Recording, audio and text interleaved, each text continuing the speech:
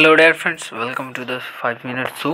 दोस्तों, आप सभी लोगों को इस साइंस क्लासेस के द 5 मिनट शो में बहुत बहुत हार्दिक स्वागत और अभिनंदन।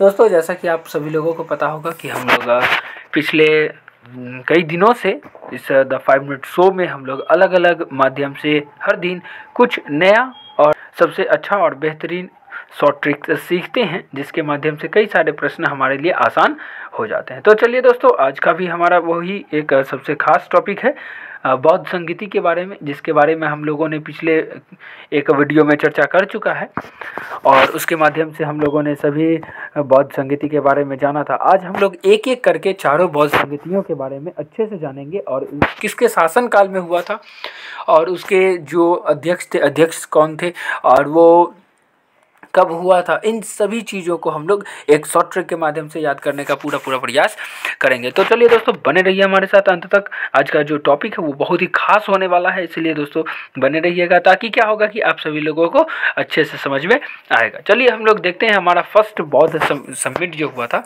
प्रथम बौद्ध संगीति जो हुआ था, कब हुआ था? 483 ईसा पूर्व में हुआ था। और ये जो हुआ था उसके लिए हम लोग एक शॉर्ट ट्रिक के माध्यम से हम लोग इसको याद करने का प्रयास करेंगे। तो देखिए दोस्तों, उसके लिए ट्रिक क्या है हमारा? आज राम। आज राम का मतलब क्या कि आज से क्या होगा दोस्तों? अजात शत्रु। आज से क्या होता है? अजात शत्रु। ठीक है, तो अजात शत्रु जो थे वो किस वंश से संबंधित थे? तो ये जो थे हर्यक वंश से संबंधित थे। चलिए हम लोग देखते हैं उसके बाद रा से क्या होता है? राजगिरी। मतलब प्रथम बौद्ध संगीति जो था वो कब हुआ था? तो वो 483 ईसा पूर्व में हुआ था। और ये जो है किसके शासनकाल में हुआ था? तो अजात शत्रु के शासनकाल में हुआ था। और ये किस वंश से संबंधित है? तो हर्यक वंश से संबंधित है। और ये जो था प्रथम बौद्ध संगीति वो कहाँ हुआ था? तो राजगिर में हुआ था, राजगीर में हुआ था। चलिए हम लोग देखते हैं ये उसके अध्यक्ष कौन थे, प्रथम बौद्ध संगीति के अध्यक्ष कौन थे?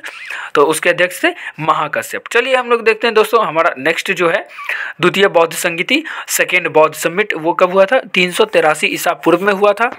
तो चलिए इसके लिए हमारा शॉर्ट ट्रिक क्या है? इसके लिए हमारा शॉर्ट ट्रिक है कल वैशाली सब। कल से क्या होता है? कालाशोक। और ये जो थे मतलब द्वितीय बौद्ध संगीति जो हुई थी किसके शासनकाल में हुई थी? तो ये कालाशोक के शासनकाल में हुई थी। और कालाशोक किस वंश से संबंधित थे? तो ये थे शिशु नाग वंश से। चलिए देखते हैं दोस्तों, उसके बाद वैशाली। वैशाली नाम से ही स्पष्ट है क्या कि द्वितीय बौद्ध संगीति जो हुई थी वो कहाँ पर हुई थी? वैशाली में हुई थी। उसके बाद सब से क्या? तो सबसे होता है साबाकामी। मतलब इसके जो अध्यक्ष थे द्वितीय बौद्ध संगीति के, वो अध्यक्ष कौन थे? साबाकामी थे। चलिए देखते हैं दोस्तों, हमारा तीसरा बौद्ध संगीति जो था, मतलब थर्ड बौद्ध समिट जो था, वो कब हुआ था? तो 250 ईसा पूर्व में हुआ था। कहीं कहीं आप लोग को देखने को मिल सकता है, जैसे लूसेंट के बुक में आपको देखने को मिल सकता था कि 255 ईसा पूर्व में है। तो ये जो है इसके लिए हमारा शॉर्ट ट्रिक क्या बनता है दोस्तों? वो बनता है आपके मत। आपके मत में क्या है दोस्तों? चलिए हम लोग इसके बारे में देखते हैं थोड़ा सा। आ से क्या बनता है? अशोक। मतलब ये जो तृतीय बौद्ध संगीति जो हुई थी वो किसके शासनकाल में हुई थी? अशोक के शासनकाल में हुई थी। और अशोक जो है वो किस वंश से संबंधित है? तो मौर्य वंश से संबंधित है। उसके बाद है पके। पके से क्या बनता है दोस्तों? पाटलिपुत्रा। मतलब कि तृतीय बौद्ध संगीति जो हुई थी वो कहाँ हुई थी? पाटलिपुत्रा में हुई थी। चलिए दोस्तों, उसके बाद हम लोग देखते हैं मत। मत से क्या होता है कि मेघलीपुत्र 30। मतलब इसके जो अध्यक्ष थे वो तृतीय बौद्ध संगीति के अध्यक्ष कौन थे? मेघलीपुत्र 30 थे। चलिए हम लोग देखते हैं हमारा नेक्स्ट जो है अगला चतुर्थ बौद्ध संगीति, जिसको हम लोग फोर्थ बौद्ध समिट कहते हैं। तो वो जो हुआ था वो कब हुआ था? ईस्वी के प्रथम शताब्दी में हुआ था। मतलब कब? तो वो 72 ईस्वी में हुआ था। देखिए इसके लिए हमारा शॉर्ट ट्रिक क्या बनता है? कनकु। अब कनकु में क्या है कि हम लोग देखते हैं कन से क्या होता है? कनिष्क। कनिष्क जो है वो किस वंश से संबंधित है? तो कुषाण वंश से संबंधित है। उसके बाद देखते हैं कनकु। कु से क्या होता है? कुंडल वन। मतलब कि ये जो हमारा चतुर्थ बौद्ध संगीति जो हुआ था वो कहाँ हुआ था? कुंडल वन में हुआ था। और उस समय इसके अध्यक्ष कौन थे?